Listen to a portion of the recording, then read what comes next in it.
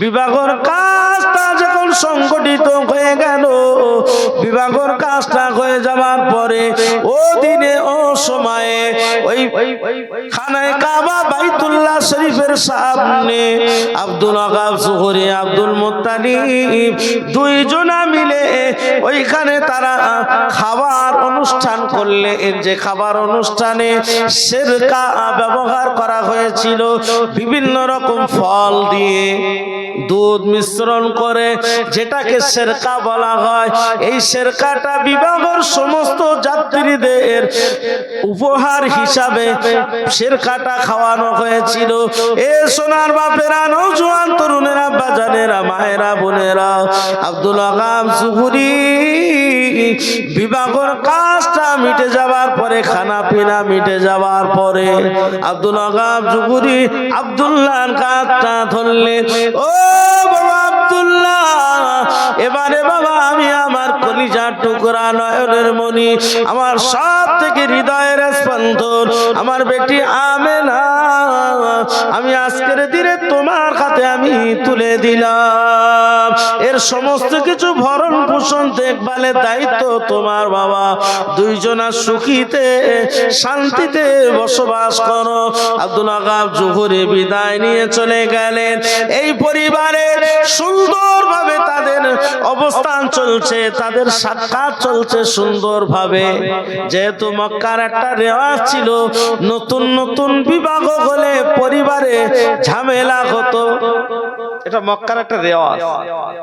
তাই দেখলো যে আব্দুল্লাহর সাথে যে মেয়েটার বিয়ে হয়েছে, হঠাৎ এদের ঘরে তো কোনো গন্ডগোল নেই, কান্নাকাটি নেই, কোন রকম ঝগড়া বিবাদ ফাসাদ কলহ কিছু নেই। আল্লাহর দয়া হলো, আল্লাহর হুকুমে, আল্লাহর কারিশমায়। কেন সেটাও বলবো। এ সোনার বাপেরা, নওজোয়ান তরুণেরা, বাজানেরা, এমন করে আব্দুল্লাহর সাথে বিবাহ সংগঠিত হয়েছে।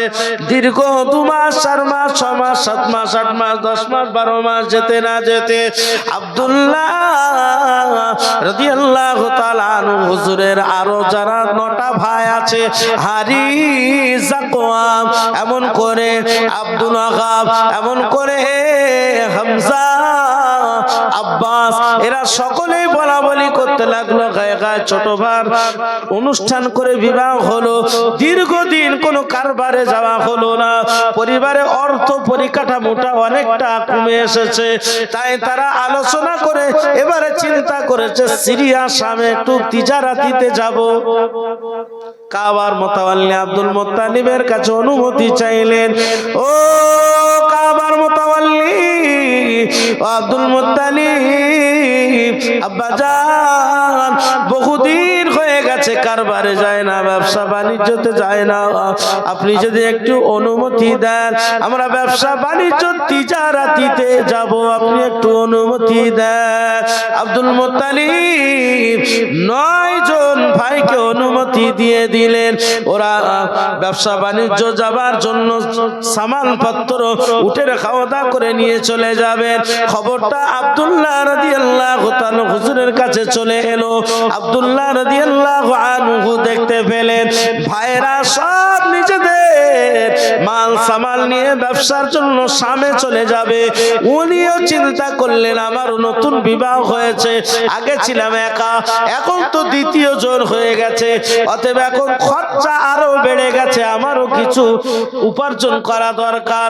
যেহেতু এই চিন্তা ভাবনা নিয়ে উনি ওনার আব্বার দ্বারস্থ হয়ে গেলেন। খানায়ে কাবা বাইতুল্লাহ শরীফের পাশে চলে গেলেন। ও আব্বাজান, কাবা শরীফের মুতাওয়াল্লি আব্দুল মুত্তালিব আপনার কাছে অনুমতি চাই, আপনি আমাকে অনুমতি দেন। আমার 9 ভাই তারা যাবে তিজারাতিতে, আর আমি আব্দুল্লাহ আপনার ছোট বেটা, আমি কি তিজারাতি থেকে মাহরুম হয়ে যাব? প্রথম আব্দুল্লাহ এই অনুমতিটা গ্রহণ করলেন না আব্দুল মুত্তালিব বললেন বেটা ওরা সকলে গিয়েছে তোমার যাবার প্রয়োজন নাই কিন্তু আব্দুল্লাহকে যেহেতু আব্দুল মুত্তালিব খুবই ভালোবাসতেন মহব্বত করতেন ছোট বেটা বলে কথা শুধু ছোট বেটার জন্য নয় আব্দুল্লাহর চরিত্রটা তার ব্যবহার আচারটা এত সুন্দর পরিবারে যদি অনেকগুলো ছেলে মেয়ে হয় যে ছেলে মেয়েটার ব্যবহার আচার খুবই সুন্দর হয় আব্বা মাকে সকাল সন্ধ্যা বিকালে উঠতে বসতে খোঁজ খবর নেয় বাপ মায়ের হৃদয়টা ওই ছেলের প্রতি থাকে না থাকে না ঠিক তদ্রূপ আব্দুল মুত্তালিব ছোট বেটা আব্দুল্লাহর প্রতি খুব মনোযোগ সহকারে ভালোবাসতেন হৃদয় দিয়ে আজকের অনুমতি চাইছে দীর্ঘদিন ব্যবসা তিজারাতিতে চলে যাবে আমার ছোট বেটা সব বেটারা যাচ্ছে ছোট বেটাও চলে যাবে একা কলিজাটা যেন খালি খালি লাগবে তাই উনি অনুমতি দিচ্ছিলেন না কিন্তু আব্দুল মুত্তালিবের কাছে আবার দ্বিতীয়বার অনুমতি চাইলেন আব্দুল্লাহ রাদিয়াল্লাহু তাআলা আনহু কি বললেন ও আব্বাজান আব্দুল মুত্তালিব আপনি অনুমতি দেন আমি দেরি করব না ভাইদের সঙ্গে দূরত আপনার কাছে আমি আবার ফিরে আসব এ সোনার বাপেরা নওজোয়ান তরুণেরা আব্বাজানেরা মায়েরা বোনেরা 9 ভাই মিলে 10 ভাই মিলে যাবার যখন সিদ্ধান্ত নিয়ে নিলেন কিন্তু ওই সময়ে হারিস দেখলো ছোট ভাইকে আব্বা যখন অনুমতি দিয়ে দিয়েছে না না না না না না আমি বাড়ির বড় হিসাবে আমার যাওয়াটা ঠিক হবে না এই কারণে 9 জন কাফেলা রওনা হয়ে গেছে আপনার শাম দেশে ওই বছরে শাম দেশে যে এত সুন্দরভাবে ব্যবসা বাণিজ্যটা হলো এত মাল তারা পোর্ট আনপোর্ট করেছে বিক্রি করেছে এত পরিমাণে লাভবান হয়েছে তাদের অর্থ অনেক পরিমাণে বরাদ্দ হয়েছে এই কারণে তারা ওই ইয়াসরিব শহর থেকে আস্তে আস্তে তাদের আপনার এমন করে শাম দেশ থেকে সিরিয়া থেকে আস্তে আস্তে ইয়াসরিবের উপর দিয়ে তাদের অবস্থান করতে হবে মক্কার মাটিতে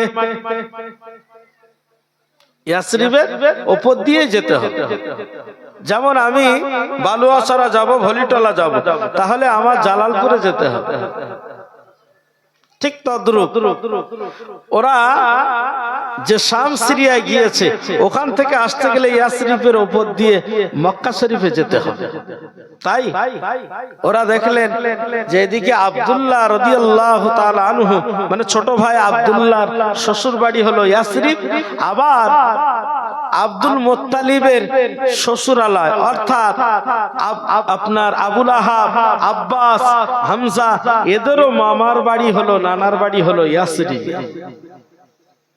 তাই ব্যবসার খাতিরে এসে ইয়াসরিবে একটু অবস্থান করলেন নানার বাড়িতে এ সোনার বাপেরা নওজোয়ান তরুণেরা আব্বাজানেরা আব্দুল ওয়াহাব জুহুরি ওই সময় এমন করে আব্দুল্লাহ যখন শ্বশুরালয় পৌঁছে গেলেন আর ওনার ভাইরা মামার বাড়িতে চলে গেলেন আব্দুল্লাহ শ্বশুর বাড়িতে যে উনি ঘুরে ফিরে আবার মামার বাড়িতে চলে এসেছে মামার বাড়ি এসে এবারে কাফেলা ওনারা আবার ছেড়ে মক্কার জমিনে চলে আসবেন কিন্তু হঠাৎ করে ছোট ভাইটা বললেন ও ভাইরা আমার শরীরটা যেন বড় ক্লান্ত মনে হচ্ছে শরীরটা ভালো না শরীরটা যেন একেবারে আস্তে আস্তে নুয়ে যাচ্ছে ভাইরা প্রাথমিক শিক্ষাটা করলেন প্রাথমিক আপনার চিকিৎসাটা করলেন প্রাথমিক চিকিৎসাটা করে আপনার ইয়াসরিবের জমিন থেকে উটের খাওয়া দাওয়া করে আবার রওনা হয়ে গেলেন আস্তে আস্তে ওই রাস্তা দিয়ে আবওয়া নামক স্থান ওই আবওয়া নামক স্থানের জমিনে তারা পৌঁছে গেল আবওয়া নামক স্থানে আস্তে আস্তে হঠাৎ করে উটের খাওয়া দাওয়া থেকে আব্দুল্লাহ হুজুর উটের খাওয়া দাওয়া থেকে নিচে নেমে পড়লেন ও ভাইরা আমি আব্দুল্লাহ আর চলতে পারি না আমি আব্দুল্লাহ আর উটের খাওয়াদায় বসতে পারি না এমন করে ভাইরা বললেন ও ভাই আব্দুল্লাহ তুমি আমাদের সকলের ছোট, তোমার এই দৃশ্য কেন হলো, এমন পরিস্থিতি কেন হলো? আমরা প্রাথমিক চিকিৎসা করেছি, তুমি ভালো হয়ে যাবে, সুস্থ হয়ে যাবে। আমাদের আব্বা আব্দুল মুত্তালিবের কলিজার টুকরা বেটা হলে তুমি আব্দুল্লাহ, ও ভাই আব্দুল্লাহ, দ্রুত গতিতে আমরা মক্কার মাটিতে চলে যাব, আর তোমাকে না পেয়ে আমার আব্বার মনটা ভেঙে সরকার হয়ে যাবে। অতএব তুমি এই কথা বলো না, আমি আর বাঁচবো না। আব্দুল্লাহ বারে বারে বলছে, ভাইরা আমি হয়তো আর বাঁচবো না, কারণ আমার ভেতরে পেট যন্ত্রণা, হার্টটা যেন অ্যাটাক করেছে, আমার শ্বাস নিঃশ্বাসটা নিতে যেন কষ্ট হচ্ছে, আমি আর বাঁচবো না। কথাটা বলতে বলতে জমিনের উপরে আব্দুল্লাহ শুয়ে পড়েছেন। হাত পাটা যখন ছেড়ে দিয়েছেন, ভাইরা চিন্তা করলেন, ঘর থেকে আমার আব্বার কাছ থেকে আমার ছোট ভাই, তার বিবাহ হয়েছে, তার পরিবারে একটা গর্ভে, তার পরিবারের গর্ভে বাচ্চাও আছে, আর এমন তো অবস্থা যদি আমাদের ভাইয়ের এই মৌত সংঘটিত হয়, তাহলে আমরা ঘরে যে আব্বাকে কি জবাব দেব? আমরা অনেক সমস্যার সম্মুখীন হয়ে যাব। না না না না না, এটা হতে পারে না, পারে না। আব্দুল্লাহকে জড়িয়ে ধরে তারা রোনাজারি করতে লেগেছে। কিছু সময় যেতে না যেতে আব্দুল্লাহ হুজুর আর যেন কথা বলতে পারছে না। শেষ সময় ভাইদেরকে বললে, ও আমার ভাইরা, আবু লাগা, ও হামজা, ও এমন করে আব্বা, ও আমার সোনার ভাইয়েরা, আপনাদের কাছে আমার একটাই মাত্র আবদার, আপনাদের কাছে আমার একটাই মাত্র দাবি হলো, আমার বিবি মক্কার জমিনে আছে, যার নাম হলো আমেনা। আমি যখন ব্যবসার জন্য, তিজারাতের জন্য ঘর থেকে বেরিয়েছিলাম, আমার বিবির পেটে গর্ভবতী, তার সন্তান আছে। আমি আব্দুল্লাহ আর হয়তো বাঁচবো না। ও ভাইরা, আপনারা আমায় কথা দিন, আমার বিবি, আমি মারা গেলে আমার বিবিকে যেন আপনারা ঘরে পাঠিয়ে দেবেন না। কারণ ও দিনে প্রথা ছিল, এ প্রথা ছিল এত সব থেকে জঘন্যতম, যে যদি স্বামী বিবিকে রেখে মারা যায়, তাহলে ওই বিবি আর শ্বশুর বাড়িতে থাকতে পারবে। ওদের ধারণা যে এই মেয়েটা হলো কলঙ্কিত মহিলা, মৌত কোন মানুষের হাতে। ওদের ধারণা এটা ছিল যে এটা কলঙ্কিত মহিলা, এই নারীর কারণে এই ছেলেটা তাড়াতাড়ি মারা গেছে। তাই ওই রেওয়াজটা, এই প্রথাটা ও দিনে ছিল। শুধু এ প্রথা নয়, এ সোনার বাপেরা, নওজোয়ান তরুণেরা, বাজানেরা, মায়েরা, বোনেরা, ও দিনে এমন একটা সমস্যা ছিল, ওরা আইয়ামে জাহিলিয়া যুগে যারা নাকি বাপ মারা গেলে সবরেসানি করত। আমরা যে কলেমা খানি করি, বাপ মারা গেলে বাপের কবরের ধারে উট বেঁধে রেখে এমন করে উটের লেজে আগুন লাগিয়ে দিত, বস্তা বেঁধে আগুন ধরিয়ে দিত, উট লাফালাফি করত, ওরা মনে করতো সবরেসানি হয়ে গেছে। জোরে বলুন নাউজুবিল্লাহ। ঘোড়াগুলো নিয়ে কবরে ধারে 3 দিন ধরে বেঁধে রাখতো, কোনো খাদ্য খোরাক দিত না। ওরা অনাহারে ওইখানে না খেতে পেয়ে তারা মারা যাবার মতো হতো। ওরা ভাবতো আমাদের আব্বার সবরেসানি চলছে। জোরে বলুন নাউজুবিল্লাহ। এই প্রথা, বর্বর প্রথা ওদের পিরিয়ডে ছিল। তাই আব্দুল্লাহ তার ভাইদেরকে বলছেন, আমি মারা যাবার পরে আমার বিবিকে যেন তোমরা তার বাপের বাড়িতে যেন পাঠিয়ে দিও, আমাকে কথা দাও। ও ভাইরা, আমি আব্দুল্লাহ, আমাকে তোমরা কথা দাও যে আমার বিবিকে তোমরা তাড়িয়ে দেবে না। সমস্ত ভাইয়েরা কাঁদতে কাঁদতে ভাইয়ের কথাটা শুনবার সঙ্গে সঙ্গে বলেছিলেন, ও ভাই আব্দুল্লাহ, কথা দিয়ে দিলাম কোনো সমস্যা হবে না, তবে তুমি যে কান্নাকাটি করছো, মারা যাবে কথাটা আমাদের আর বলো না, কারণ আমরা বিভক্ত হয়ে যাব, আমাদের কলিজাটা ফাঁকা হয়ে যাবে। তুমি আমাদের সব থেকে ছোট ভাই, তোমার আচার ব্যবহারে আমরা মুক্ত, তোমাকে আমরা এত ভালোবাসি, এত মহব্বত করি, এত পিয়ার করি, তুমি এই কথাটা মুখ দিয়ে বলো না আমি মারা যাব। এ সোনার বাপেরা কিছু সময় যেতে না যেতে আব্দুল্লাহ ওই আবওয়া নামক স্থানে, যে স্থানে এসে তারা দাঁড়িয়ে পড়েছিলেন, কারণ হলো আব্দুল্লাহ জমিনে লুটিয়ে পড়েছিলেন, ওই স্থানটার নাম হলো আবওয়া। ইয়াসরিফ থেকে মক্কা জমিনে আসার সময় ওই জায়গাটা পড়ে, জায়গাটার নাম হলো আবওয়া। এই আবওয়া নামক স্থানে কিছু সময় যেতে না যেতে হাতটা যখন ছেড়ে দিলে আর কথা বলে না, এমন করে আব্দুল্লাহ হুজুর চিরতরের মতো দুনিয়ার জমিন থেকে বিদায় নিয়ে নিলেন। ইন্না লিল্লাহি ওয়া ইন্না ইলাইহি রাজিউন। এ সোনার বাপেরা, আসমানটা যেন ভারী হয়ে গেল। আসমানের ফেরেশতারা আল্লাহ পাকের দরবারে ক্রন্দন করছে, রব্বুল আলামিন আল্লাহ, এ কি আপনার লীলা খেলা আল্লাহ, আপনার হাবিব এখনো দুনিয়ায় এলো না, আর আপনার হাবিবের পিতাকে আপনি দুনিয়া থেকে উঠিয়ে নিলেন আল্লাহ, এ কি আপনার লীলা খেলা। এমন করে 8 ভাই মিলে রোনাজারিতে লিপ্ত হয়ে গেলেন। আব্দুল্লাহ হুজুরকে একবার কেউ কোলে নিয়ে কাঁদে, একবার কেউ কপালে চুমা দেয়। ও ভাই, না না না না, তুমি মরতে পারো না, পারো না, আমরা আমাদের আব্বা আব্দুল মুত্তালিবকে যে কি কৈফিয়ত দেব। ওরা এত রোনাজারি করতে লেগেছে, মরুভূমির বালুগুলো যেন ভারী ওদের কাছে ভারী হতে লেগেছে। মরুভূমির বালুগুলো যেন কান্না আসছে, বালুর ভিতর থেকে যেন কান্নার আওয়াজ শোনা যায়। বাতাস হাওয়া তাদের ভিতর থেকে যেন কান্না ওদের উপরে ভেঙে পড়েছে। ওরা যেন এতিম হয়ে গেছে, ছোট ভাইকে হারিয়ে এত রোনাজারি করতে লেগেছে বাবা।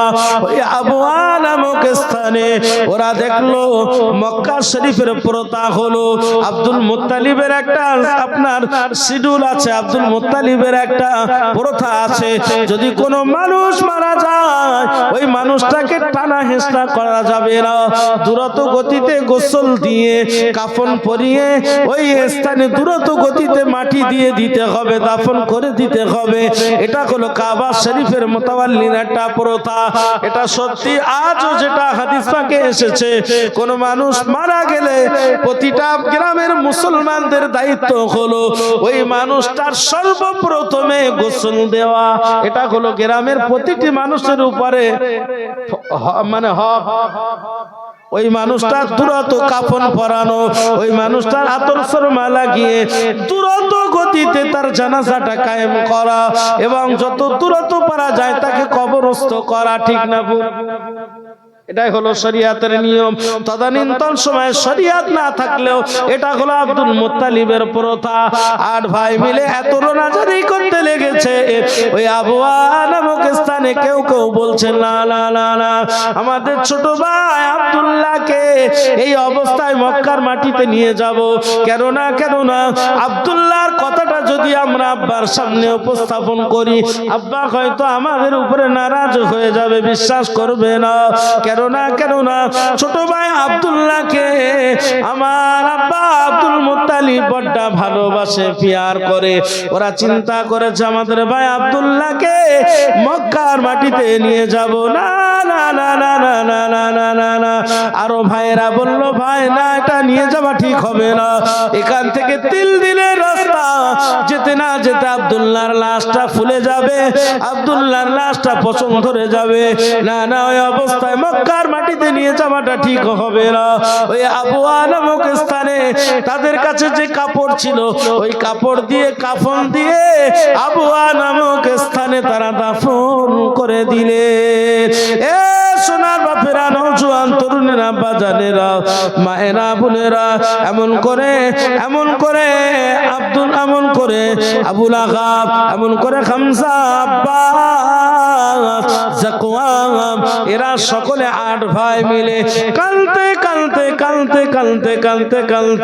এমন করে মক্কার কাছাকাছি হয়ে গেছে। মক্কার কাছাকাছি যখন হয়েছে, ও দিনে হারিস খবর পেয়ে গেল সিরিয়া শাম থেকে কাফেলা যেটা মক্কার মাটিতে আসছে, ওটা হলো আমার ভাইদের কাফেলা। এই কারণে ওই কাফেলাকে নেওয়ার জন্য হারিস আগে মক্কার জমিন থেকে বেরিয়ে পড়েছে। কিছুটা রাস্তায় এসে দেখতে পেল ভাইদেরকে পেয়ে ভাইদের মুখটা সকলে মলিন হয়ে আছে, মুখটা ভারী হয়ে আছে। এমন করে হারিস জিজ্ঞাসা করেছিলেন, ও ভাইরা, তোমাদের এই চেহারাটা দেখে যেন খুবই ভালো মনে হচ্ছে না, সকলে যেন তোমাদের মনটা মলিন হয়ে আছে, মুখটা ভারী হয়ে আছে, তোমরা কি ব্যাপার? ওরা সকলে টুকরে কেঁদে উঠে বলেছিল, বড় ভাই, ও বড় ভাই হারিস, আমাদের ছোট্ট ভাই আব্দুল্লাহ আর দুনিয়ার জমিনে নাই। এই কথাটা শুনবার সঙ্গে সঙ্গে হারিস যেহেতু বড় ভাই, ছোট ভাইয়ের প্রতি তার শ্রদ্ধা আছে, ভালোবাসা আছে, হারিস টুকরে কেঁদে উঠে ভাইদের জড়িয়ে ধরে বলেছিলেন, ও ভাইরা, কি খবর আমায় দিলে? আমাদের আব্দুল্লাহ ছোট ভাই, যারা 4 বাবুঘাটে এত সুন্দর নমনীয়, যার জন্য মক্কার যুবকেরা যুবতীরা পাগলিনী, কেন না যে দিনে আব্দুল্লাহর বিবাহ হয়েছিল, ও দিনে একজন মহিলা যার নাম হলো ফাতেমা বিনতে দর্রা, এ আগে আব্দুল্লাহ হুজুরকে বিবাহের পেগাম দিয়েছিলেন। আব্দুল্লাহ হুজুরের সঙ্গে যখন বিবাহ হয় না, কারণ হলো আব্দুল্লাহ হুজুরের নুরানি চেহারাটা এত সুন্দর লাবণ্যময়, আব্দুল্লাহ হুজুরের কপাল মোবারকে যেহেতু নূরে মুহাম্মাদিটা ছিল, আব্দুল্লাহ হুজুর যেখানে যেতে আব্দুল্লাহ হুজুরের ফ্যাসিলিটিটা খোদ আল্লাহর তরফ থেকে হয়ে যেত। জোরে বলুন সুবহানাল্লাহ। ওই ফাতেমা বিনতে দর্রা আব্দুল্লাহ হুজুর যখনই বিবাহর পরে মক্কার জমিনে তিনি ঘুরছিলেন, ফাতেমা বিনতে দর্রা আব্দুল্লাহ হুজুরকে দেখে কোনো কথা না বলে চলে যাচ্ছে। ফাতেমা ওদিনে জিজ্ঞাসা করেছিলেন, ও আব্দুল্লাহ, ওইদিনে আব্দুল্লাহ হুজুর নিজেই জিজ্ঞাসা করেছিলেন, ও ফাতেমা বিনতে দর্রা, কি ব্যাপার? অন্য দিন তুমি আমাকে এত জ্বালাতন করো, আমাকে দেখে তুমি উপজে কথা বলো, আজ কথা না বলে বেরিয়ে যাচ্ছ, কি ব্যাপার?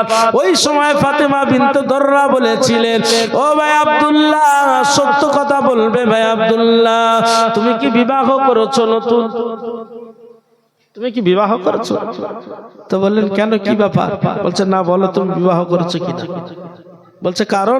বলছে, আমি আব্দুল্লাহ, আমি ফাতেমা বিনতে দর্রা, যে জিনিসটা তোমার উপরে আমি দেখেছিলাম, যে জিনিসটা তোমার লাবণ্যময় চেহারা, উজ্জ্বলময় চেহারা, এই লাবণ্যময় চেহারাটা আমি আর দেখতে পাচ্ছি না। কারণ তুমি বিবাহ করেছো বলো। যেদিনে বলেছিল হ্যাঁ আমি বিবাহ করেছি, ও দিনে ফাতেমা বিনতে দর্রা বিষকে জহরকে মক্কার মাটিতে সর্বপ্রথমে কোন পুরুষ নিজের মনের বিবিকে না, নিজের মনের স্বামীকে না পেয়ে সর্বপ্রথমে যিনি আত্মহত্যা করেছিলেন, বিষ খেয়েছিলেন, তিনি হলেন ফাতেমা বিনতে দর্রা। আপনারা এমন করে হারিস বললেন, না না না না না না না, যে আব্দুল্লাহর জন্য মক্কার রমণীরা পাগলিনী হয়ে যায়, যে আব্দুল্লাহর জন্য মক্কার যুবকেরা, মক্কার আবাল বৃদ্ধরা পাগল। আজকের আমরা আব্দুল্লাহর কথাটা কিভাবে আমাদের আব্বাকে গিয়ে বলবো, আব্বা তোমার ছোট বেটা আব্দুল্লাহর দুনিয়ার জমিনে নয়। আমরা কিভাবে আমাদের আমেনা, আব্দুল্লাহর বিবি আমেনা, তাকে যে বলবো তোমার স্বামী আব্দুল্লাহর দুনিয়ার মাঝে না, এ কথাটা তো আমরা যে বলতে পারবো না। কালতে কালতে বুক ভরা বেদনা নিয়ে এমন করে মক্কার জমিনে তারা রওনা হয়ে গেলেন। কাবা শরীফের কাছাকাছি যেয়ে দেখলেন আব্দুল মুত্তালিব কাবা চত্বরে দাঁড়িয়ে আছে। দীর্ঘদিন আম্মা জান আমেনা দিন যায় রাত আছে, শুধু দিন যায় রাত আছে গনে কখন স্বামী বাড়ি আসবে। অতন্ত্র প্রহরীর মতো তিনি তাক লাগিয়ে রেখেছেন কখন আমার স্বামী আব্দুল্লাহ হুজুর বাড়ি আসবে। এই কারণে তিনি বারে বারে রাস্তার দিকে তাকান। আবার কাবা চত্বরে একবার দেখেন। এ সোনার বাপেরা, নওজোয়ান তরুণের আব্বা জানেরা, এমন করে আজকের নফায় কালতে কালতে কাবা চত্বরে চলে গেছে। আব্দুল মুত্তালিব সব বেটাদের মুখে চোখে কান্না। বেটাদের এই করুণ দৃশ্য দেখে আব্দুল মুত্তালিব জিজ্ঞাসা করেছিলেন, ও আমার বেটারা, কি অবস্থা বাবা আজকের তোমাদের এই দৃশ্য কেন? আমার তোমাদের ভিতরে আমার ছোট বেটাকে দেখছি না বাবা, ছোট বেটা কোথায় গেল? ওদের কান্নাটা আরো বেড়ে গেল। ওই সময়ে আব্দুল মুত্তালিব জিজ্ঞাসা করেছিলেন, বাবা আরো তোমাদের রোনাজারিটা কান্নাটা বেড়ে গেল, কারণটা কি? ওরা অধীনে বলেছিল, আব্বা জান আপনার কলিজার টুকরা বেটা আব্দুল্লাহ চিরতরের মতো আবওয়া নামক স্থানে তার পেটের যন্ত্রণা বুকের যন্ত্রণা হওয়াতে ওই আবওয়া নামক স্থানে চিরতরের মতো বিদায় নিয়ে নিয়েছে। ও কাবা শরীফের মুতাওয়াল্লি, আপনার প্রথা অনুপাতে ওই স্থানে আমরা দাহ দাফনটা করে দিয়েছি। আব্দুল মুত্তালিব কাবার গায়ে হাত দিয়ে বলেছিলেন, ও বেটারা কি কথা শোনালে বাবা? আমি আমার বৌমা আমেনাকে কি কথা বলবো? কারণ আমেনার গর্ভে পেটে বাচ্চা, তাকে আমি কি কথা বলে সান্ত্বনা দেব? না না না না না না, তোমরা আমার মাথার উপরে যেন পাহাড় ফেলে দিলে। এমন করে আব্দুল্লাহ হুজুর যত আব্দুল্লাহ হুজুরের ভাইরা যত কাঁদে, আব্দুল মুত্তালিব তত কাঁদে। ঠিক ওই বরাবর আম্মা জান আমেনা ঘরের ভিতর থেকে কাবা চত্বরে এই দৃশ্যটা তিনি দেখছিলেন, অনুভব করছিলেন। বারে বারে তাকিয়ে তাকিয়ে দেখে আব্দুল্লাহ হুজুরের সমস্ত ভাইরা চলে এসেছে, কিন্তু আমার স্বামী আব্দুল্লাহ ওই দলের ভিতরে নয়। এই কারণে আম্মা জান আমিনা ঘরের ভিতরে একবার চোখ মোছে, একবার মাটির দিকে তাকায়, একবার আসমানের দিকে তাকায়, একবার কাবা দিকে তাকায়। এই দৃশ্যটা কাবা চত্বরে চলছে। রাসূলুল্লাহর ভাইদের রোনাজারি, রাসূলুল্লাহ দাদু জানের রোনাজারি, এই দৃশ্যটা আম্মা জান আমেনা অনুভব করতে লেগেছে। হায় হায় আমার স্বামী আব্দুল্লাহ, তাকে কি আমি দেখা পাবো না? আব্দুল মুত্তালিব আর থাকতে না পেরে গুটি গুটি পায়ে কাবা চত্বর থেকে নিজের ছোট বেটা অর্থাৎ আম্মা জান আমেনার আপনার গৃহে ঘরে যখনই প্রবেশ করতে লেগেছেন, আম্মা জান আমেনা বলেছিলেন, ও আব্বা জান, আব্বা জান, আপনার সমস্ত বেটা ফিরে এসেছে, কিন্তু আপনার ছোট বেটা আব্দুল্লাহ আমার স্বামী জান তাকে তো দেখতে পেলাম না। আব্বা জান ব্যাপারটা কি? ওই সময় আব্দুল মুত্তালিব আর থাকতে না পেরে টুকরে কেঁদে উঠে বলেছিলেন, মা, ও মা, বৌমা আমেনা, দুর্ভাগ্য তোমার কপাল, ও মা আমেনা, তকদির তোমার খারাপ মা। আমার ছোট বেটা আব্দুল্লাহ আজ আর দুনিয়ার জমিনে নয়। এই দৃশ্যটা শুনে আম্মা জান আমেনা যেন ওনার মনে হলো মাথার উপরে প্রথম আসমানটা ভেঙে পড়েছে। আম্মা জান আমেনা জমিনে লুটিয়ে পড়লেন। আম্মা জান আমেনাকে সান্ত্বনা দেবেন, এ বাক্য এ কথাটা আব্দুল মুত্তালিবের বুকের ভাষা ফুরিয়ে গেছে।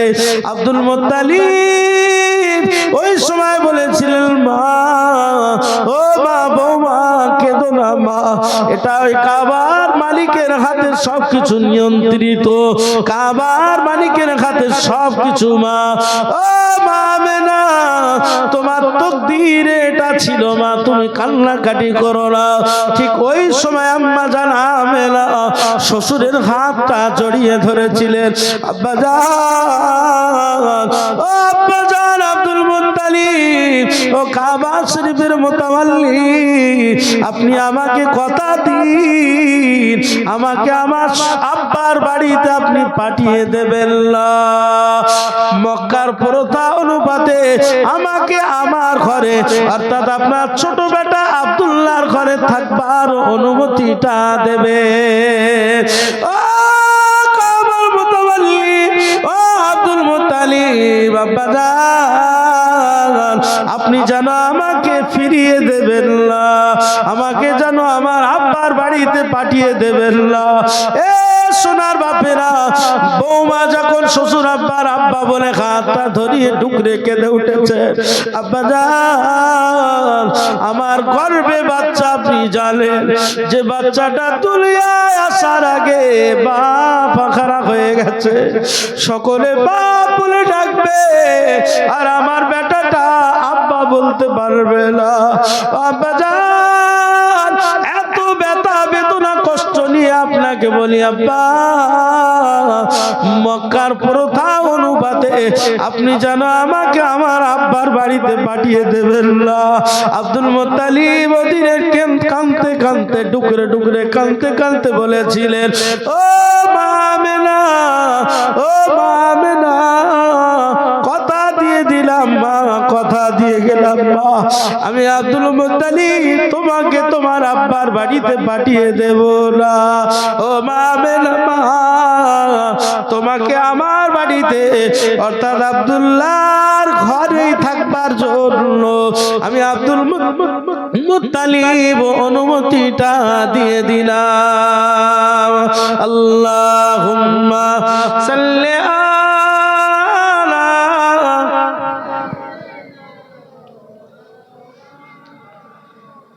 ওয়া আলা আলি সাইয়্যিদিনা।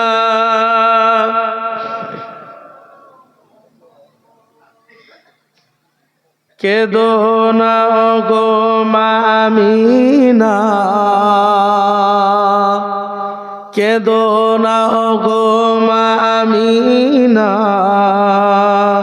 নূর নবী তোমার সোনা, এ ভুবন খুশিতে উজালা,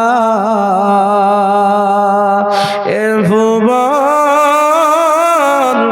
খুশিতে উজালা, এলো তোমার রাজে দুলারা, এলো তোমার রাজে দুলারা, দলে দলে দায়রা এলো, বালক শিশু সকলে নিল, দলে দলে দায়রা এলো, বালক শিশু সকলে নিল, অসহায় দয়ার নবী আমার, মায়ের কোলে পড়ে রহিল, মায়ের কোলে পড়ে রহিল, দেখে ছুটে আসে হালিমা, দেখে ছুটে আসে হালিমা, কোলে নিয়ে দেয় তার চুমা, আয়না মায়না তুই আমার বুকেরই সাহারা, তুই আমার বুকেরই সাহারা। আল্লাহুম্মা সাল্লি আলা সাইয়্যিদিনা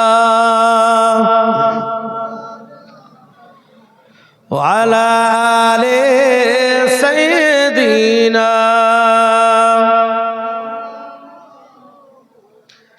এ সোনার বাপেরা, নওজোয়ান তরুণেরা, বাজারেরা, মায়েরা, বোনেরা, মক্কার পুরোতার কথাটা যেহেতু আব্দুল মুত্তালিব ও জায়গায় ক্লোজ করে দিয়েছেন বটে,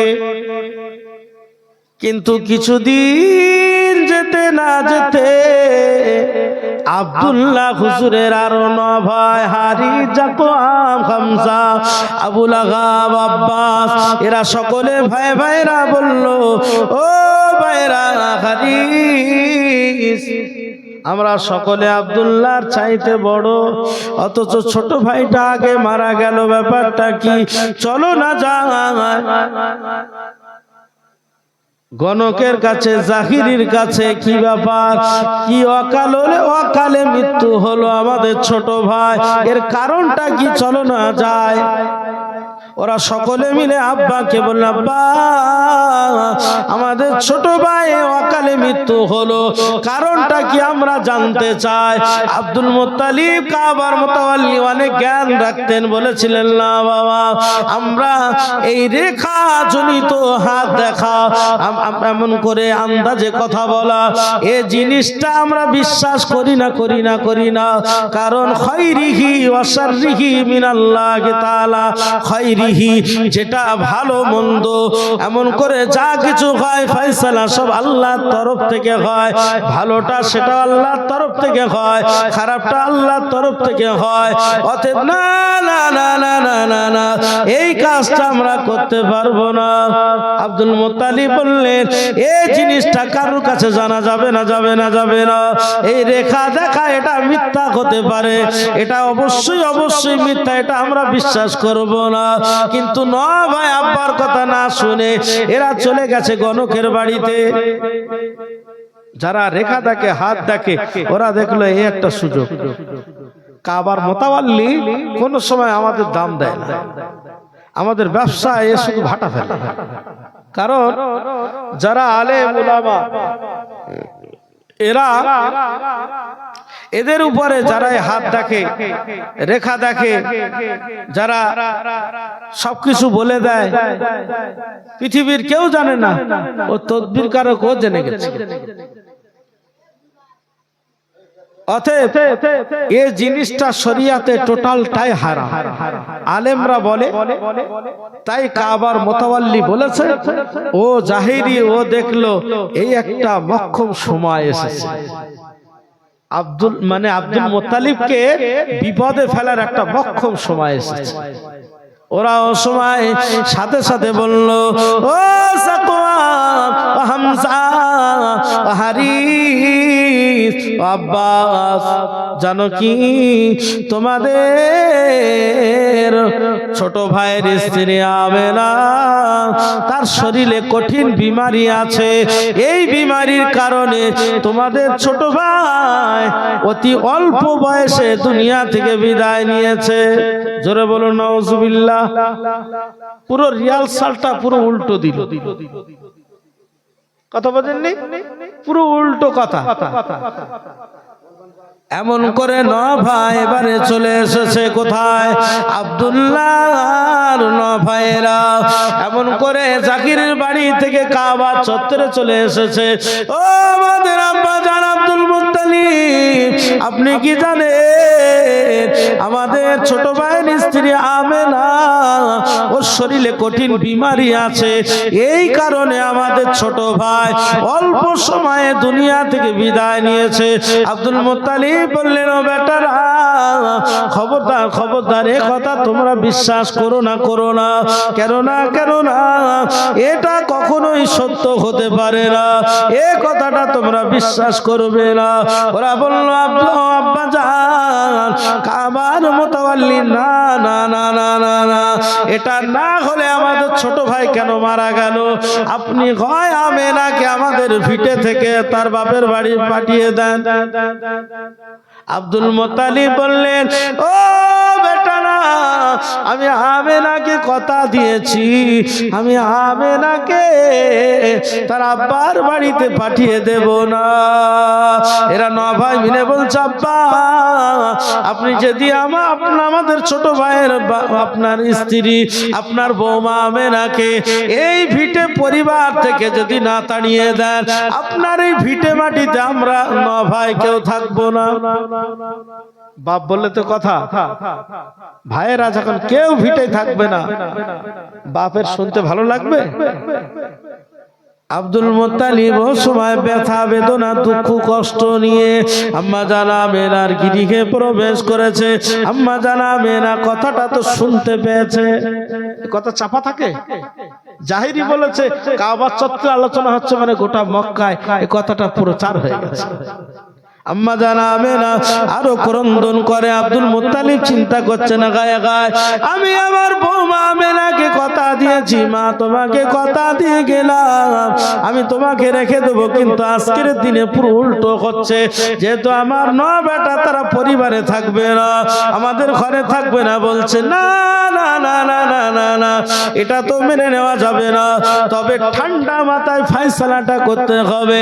আব্দুল মুত্তালিব নিজের বৌমা অর্থাৎ আব্দুল্লাহ হুজুরের ঘরে প্রবেশ করলেন। আম্মা জান আমেনার কানে তখনও খবরটা তার আগে এসে গেছে। আম্মা জান আমেনা রাতের বেলা শুয়ে আছে।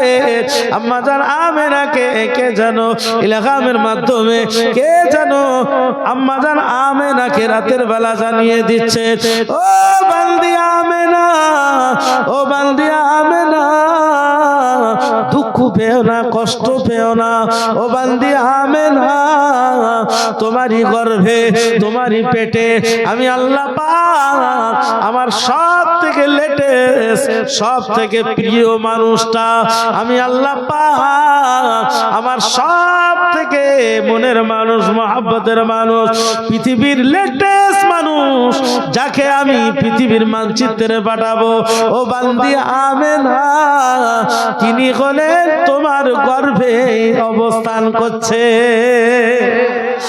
ও মা আমেনা, এই কারণে তোমার চেহারাটা বেশি লাবণ্যময় হয়েছে মা, তোমার চেহারাটা আরো সৌন্দর্য বেড়েছে মা।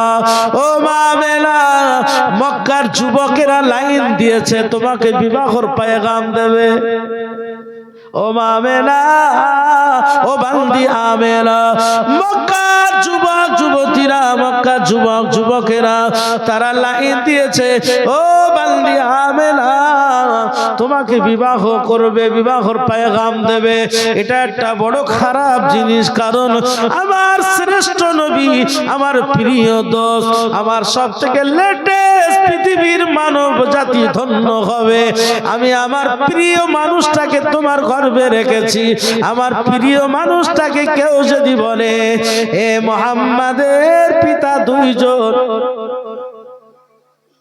আমি আল্লাহ, আমি সৃষ্টিকর্তা, আমার শুনতে ভালো লাগবে না, ঠিক না ভুল?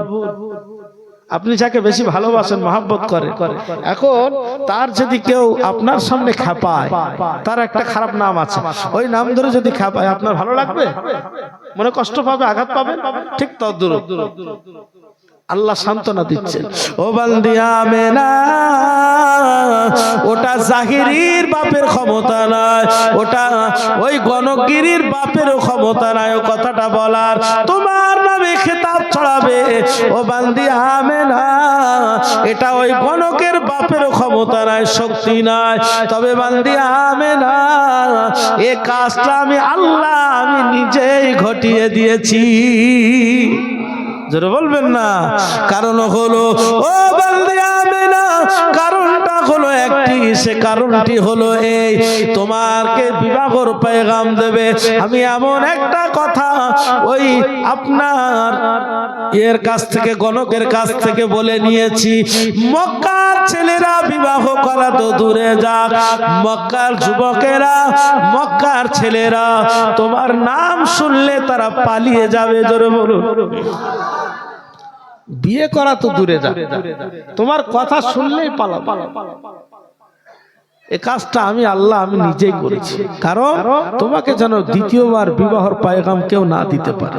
আম্মা জান আমেনা তিনি এবার নিজে নিজে একটু সান্ত্বনা পেলেন, কিন্তু ওদিকে ওনার স্বামীর ভাইয়েরা 9 ভাই মিলে পরিবারে রাখবে না, ভিটে মাটিতে রাখবে না, এই কথাটা আব্দুল মুত্তালিব তার বৌমার ঘরে এসেছে। ও মা, বৌমা আমেনা, ও মা, বৌমা আমেনা, বাপ বলে কথা মা আমেনা, যেহেতু আমি বাপ, আমি পিতা, আমার তো একটা ফয়সালা আছে। আবার অপর দিকে তোমার শ্বশুর, ও মা আমেনা, আমার ছোট বেটা চলে গেছে, ওটা আমার মনে দুঃখ কষ্ট বেদনা আছে, কিন্তু এই সময় মাথাটা স্থির করে ঠান্ডা রেখে ফয়সালা করতে হবে। ও মা আমেনা, কাবার মোতাওয়াল্লি তো যে শেখ হতে পারে না, বিবেক বুদ্ধিমান না হলে মোতাওয়াল্লির দায়িত্ব পায় না, ঠিক না বল? আপনাদের মসজিদের যিনি মোতাওয়াল্লি, মসজিদের যিনি সেক্রেটারি, যাকে তাকে আপনারা রাখবেন, বুদ্ধিমান লোক রাখবেন, যার দ্বারা সমাজের অনেক উন্নত কাজ হবে, যার দ্বারা সমাজের ডেভেলপমেন্টের কাজ হবে, তাকেই তো আপনারা নিয়োগ দেবেন, ঠিক না ভুল? তাই কাবার মোতাওয়াল্লি যিনি হয়েছে অনেক বিচক্ষণ মানুষ, বুদ্ধিমতী মানুষ। আব্দুল মুত্তালিব মদিনে বলেছিলেন, ও মা আমেনা, ও মা আমেনা, এই ভিটে মাটিতে তোমাকে হয়তো রাখবো না, কিন্তু অন্যত্রে আমার জায়গা আছে, ও জায়গাতে আমি একটা ঘর বানিয়ে দেবো মা। যেমন তোমার দেখভাল করার দায়িত্ব আমি নিয়েছি, তোমার খাওয়া দাওয়া পড়া, তোমার সুচিকিৎসা দেওয়া, সব দায়িত্ব যখন আব্দুল মুত্তালিব গ্রহণ করছে মা, ও মা আমেনা, মা, বৌমা, আজকের দিনে এই ভিটে মাটিতে তুমি না থাকলে তোমার অসুবিধা আছে, আলাদা একটা ভিটে মাটি করে, আমার জন্য জমিন আছে, অন্য জায়গা আছে, ও জায়গাতে তোমার আলাদা একটা ঘর করে দেবো, ওখানে থাকতে কি তোমার সমস্যা আছে মা? আম্মা জান আমেনা প্রস্তাবটা মেনে নিলেন। আব্বা জান, যেটা আপনার জন্য ভালো হয় আপনি ওটা করে দেন, আমি মেনে নিলাম। আম্মা জান আমেনাকে একটা সুন্দর ঘর তৈরি করে দিয়েছে, ওই ঘরের ভিতরে আম্মা জান আমেনা একা একা অবস্থান করতে লাগলেন।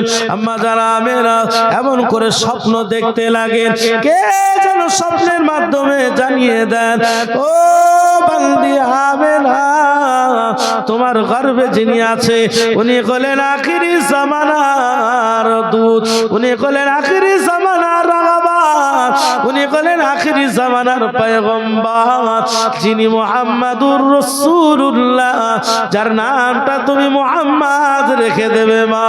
ওই মুহাম্মদকে আমি তোমার উরসে, তোমার গর্ভে আমি রেখে দিয়েছি। জোরে বলো, ভয় পাবারও কোনো কারণ নাই। আম্মা জান আমেনা ওই ঘরে দিন যায় দিন আসে, মক্কায় আবার একটা রেওয়াজ প্রথা ছড়িয়ে গেল। ওই ঘরে আম্মা জান একা একা থাকছেন, কিন্তু মক্কায় আবার একটা প্রথা ছড়িয়ে গেছে। কি? ও আব্দুল মুত্তালিব, ও আব্দুল মুত্তালিব, তুমি কি জানো তোমার ওই বৌমা আমেনা সে কি বিবাহ করতে চায় নাকি? আব্দুল মুত্তালিব হঠাৎ করে চমকে উঠলেন, আরে বলো কি, আমার বৌমা বিয়ে করবে? এ কিরকম কথা? বলছে না না না, ও কাবার মুতাওয়াল্লি, ও আব্দুল মুত্তালিব, তোমাদের বৌমা আমেনা এমন খুশবু আতর ব্যবহার করে যে আতর খুশবুর কারণে গোটা আমেনার ঘরটা নয়, ওই আমেনার ঘর থেকে খুশবুটা গোটা মক্কা নগরীতে ছড়িয়ে যায়। জোরে বলবেন না? ও কাবার মুতাওয়াল্লি, ও আব্দুল মুত্তালিব, তোমাদের বৌমা আমেনা কি বিবাহ করবে? কারণ তোমাদের বৌমা আমেনা এমন এমন খুশবু ব্যবহার করে, এত দামি দামি খুশবু কোথায় পায়? আর এই খুশবুটা ব্যবহার করছে মানে সে আকর্ষণ দেখাতে চাইছে, অন্য ছেলেকে পাওয়া চাইছে। স্বাভাবিক, আমাদের ঘরের মেয়েরা ছেলেরা যখন যুবক যুবতীতে পৌঁছে যায় তখন তারা একটু সাজুগুজু করে, ঠিক না? ঠিক। ঠিক না? একটু সাজুগুজু করে তারা বাজারে বার হয়, মেলাতে বার হয়, কারণ তার দেখতেও সুন্দর হয় আর মনের চাহিদা বাড়ে। ঠিক না ভুল? এই কারণে মক্কার সমস্ত মানুষেরা তারা আব্দুল মুত্তালিবকে এসে বলেছে, আব্দুল মুত্তালিব তোমার বৌমা হয়তো বিবাহ করবে, কারণ সে প্রতিদিন এমন এমন খুশবু ব্যবহার করে, গোটা মক্কা নগরীতে ওই খুশবুটা মেলানো যায় না। জোরে বলবেন না সুবহানাল্লাহ। দরুদ শরীফ আল্লাহুম্মা সাল্লি আলা।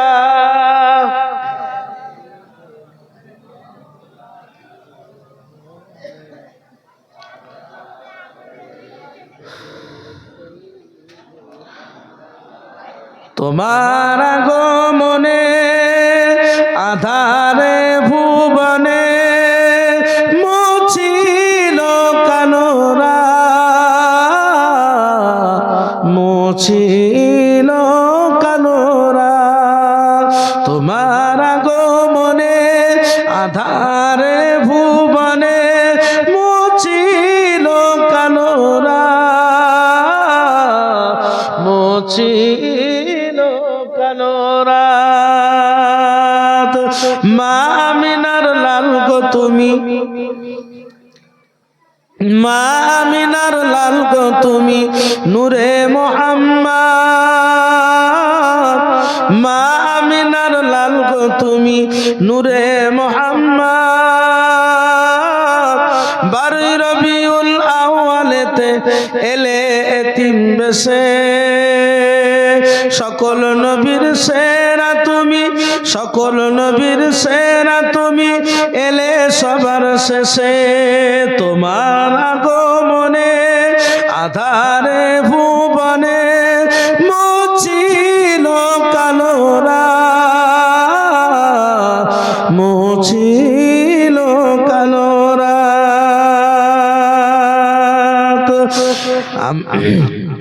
মা আমিনা লাল গো তুমি, নূরে মুহাম্মদ। মা আমিনার লাল গো তুমি, নূরে মুহাম্মদ। 12 রবিউল আউয়ালেতে এলে এতিম বেশে, সকল নবীর সেরা তুমি, এলে সবার শেষে। তোমার কদম ঝুঁকেছিল, তোমার কদম ঝুঁকেছিল আসমানেরই চাঁদ। তোমার প্রেমে ব্যাকুল ছিল সৃষ্টির সবই।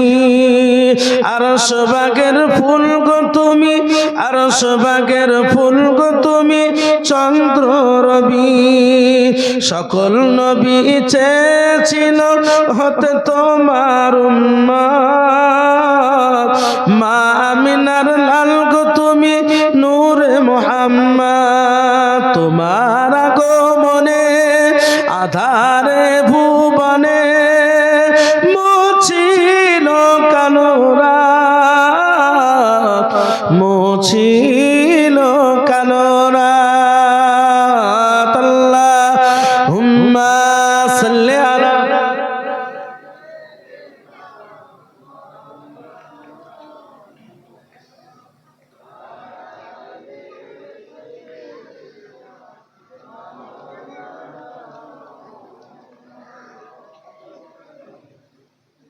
আমার সোনার বাপেরা, নওজোয়ান তরুণের আব্বা জানেরা, আম্মা জান আমেনার বিপদ এখনো কাটেনি।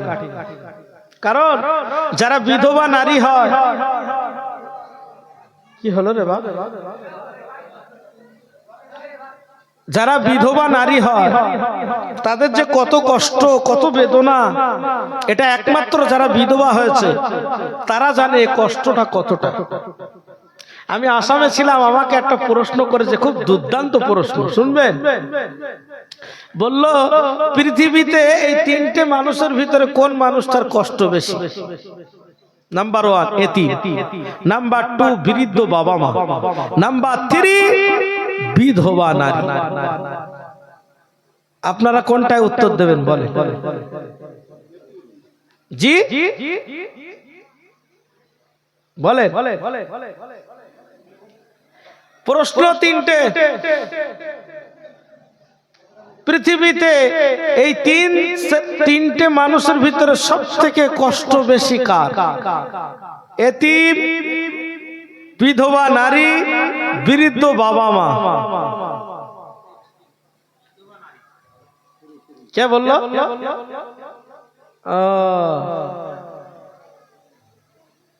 এই দেখে একটা এতিম লোকের কাছে সাহায্য নিয়ে আস্তে আস্তে সে মালের অধিকারী হয়ে যাবে, একটু বড় হয়ে স্বাবলম্বী হয়ে যাবে, কাজ কাম করে নিজে অর্থ কামিয়ে নেবে। একটা বৃদ্ধ বাবা মা, তাদেরকে কোনো মানুষ সাহায্য সহানুভূতি করে অথবা বৃদ্ধাশ্রমে দিয়ে তারা তবু একটু লাইন পেয়ে যাবে, রাস্তা পেয়ে যাবে, দুঃখটা হালকা করে নিতে পারবে। কিন্তু একজন বিধবা নারী, তার যে এত পরিমাণে কষ্ট, একটু ভালো কাপড় পরলে গ্রামের ছেলেরা বলবে দেখেছিস কিরম রিহার্সাল দিচ্ছে, দেখ, তার মানে ভাব কিছু আছে। কথাটা ভালো করে শুনুন। বিধবা নারী সে যদি একটু জোরে কথা বলে তাও তার দোষ। দেখেছিস স্বামীটা মরতে দেয়নি, এখন চোবরা কিরম চালাচ্ছে দেখ। বিধবা নারী যদি একটু মাছ বাজার থেকে ক্রয় করে, বলে দেখেছিস শুধু খাবার ভাঙুরটা দেখ, স্বামী মরে গেছে, ওর লজ্জা শরম নেই। মানে শুতে, ঘুমাতে, পেশাব পায়খানা করতে, কথা বলতে, ভালো কাপড় পরতে, সবটার ভিতরে ওর দুঃখ কষ্ট বেদনা জুড়ে আছে। বিধবা নারী এটা কত বড় জ্বালা, যারা বিধবা হচ্ছে তারা জানে। কোন জায়গায় যে শান্তি পাবে না সে। সোনার বাপেরা, নজওয়ান তরুণরা, বাজানেরা, মায়েরা, বোনেরা, আম্মা জানাবে না যে কোণে ঘরে খোঁজনার ভিতরে থাকে, ওই ঘর থেকে একটা করে প্রতিদিন খুশবু বার হয়, যে খুশবুটা গোটা মক্কা নগরীতে মেলে না। জোরে বলুন। এমন খুশবু যে খুশবুর মক্কা নগরীতে, এত বড় শহরে, শহরে খুশবু পাওয়া যাচ্ছে। মক্কা ছেলেরা, যুবকেরা যে বললেন, ও আব্দুল মুত্তালিব, তোমাদের বৌমা আমেনা হয়তো বিবাহের জন্য মনস্থির করেছে, সে হয়তো বিবাহ করতে চায়। কেননা প্রতিদিন এত উন্নত মানের খুশবু সে কোথায় পায়? আব্দুল মুত্তালিব নিজের বিবি, আব্দুল মুত্তালিব নিজের বিবি তাকে পাঠিয়ে দিলেন, ও বিবি যাও না আমাদের বৌমা আমেনার ঘরে চলে যাও। আমেনা প্রতিদিন এত উন্নত মানের খুশবু কোথায় পায়? আমেনাকে জিজ্ঞাসা করো। আম্মা জানা আমেনা তার শাশুড়ি এসেছে, আম্মা জানা আমেনার শাশুড়ি ঘরে প্রবেশ করেছে। ও বৌমা আমেনা, মক্কা নগরীতে যুবকেরা সকলে তারা বলতে লেগেছে, বলা বলি করতে শুরু করেছে, প্রতিদিন এত দামি দামি খুশবু তুমি কোথায় পাও? খুশবুটা তুমি মাখো, আর মক্কা তোমার ঘরে সীমাবদ্ধ হয়ে থাকে না, ওই খুশবুটা গোটা মক্কা নগরীতে ছড়িয়ে যায়। ওরা সকলে মিলে তোমার শ্বশুর কাবার মোতাওয়াল্লি আব্দুল মুত্তালিবের কাছে শিকায়ত করেছে, বলো তুমি দামি দামি খুশবু কোথায় পাও? আম্মা জান আমেনা বললেন, মা আমি তো কোনোদিন খুশবু মাখি না। জোরে বলবেন না সুবহানাল্লাহ। মা আমি তো কোনোদিন খুশবু মাখি না। রাসূলুল্লাহ দাদিমার নাম কি আগের দিন বলেছিলাম, বলে গতকাল তো বলেছি। রাসূলুল্লাহ দাদি আম্মার নাম কি? এই দেখ, লাতিলা বিনতে খাব্বাব। রাসূলুল্লাহ দাদি আম্মা জান একটু আবার জোরে আওয়াজ দিয়ে বললেন, ও বৌমা, মক্কা যুবকেরা, ছেলেরা, এরা কি মিথ্যা কথা বলছে? আমিও তোমার ঘরে এসেছি, তোমার ঘর থেকে এত খুশবু ছড়িয়ে যাচ্ছে। আমি নাতিলা বিনতে খাব্বাব এমন সুগন্ধ মক্কা নগরীতে কোনোদিন আমি পাই না। আর আম্মা জান আমেনা বলছেন আমি কোনোদিন খুশবু মাখি না। এ খুশবু কি জাতাই খুশবু? এটা পৃথিবীর কোন খুশবু হতে পারে? আব্দুল মুত্তালিবের কাছে সংবাদটা চলে গেল।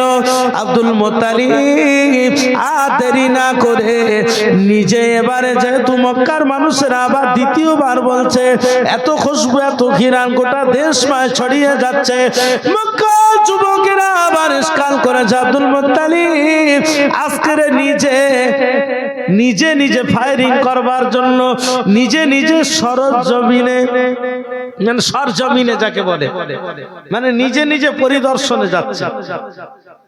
আব্দুল মুত্তালিব বৌমা আমেনার গৃহে প্রবেশ করলেন। ও বৌমা আমেনা, তুমি কি খুশবু ব্যবহার করো মা?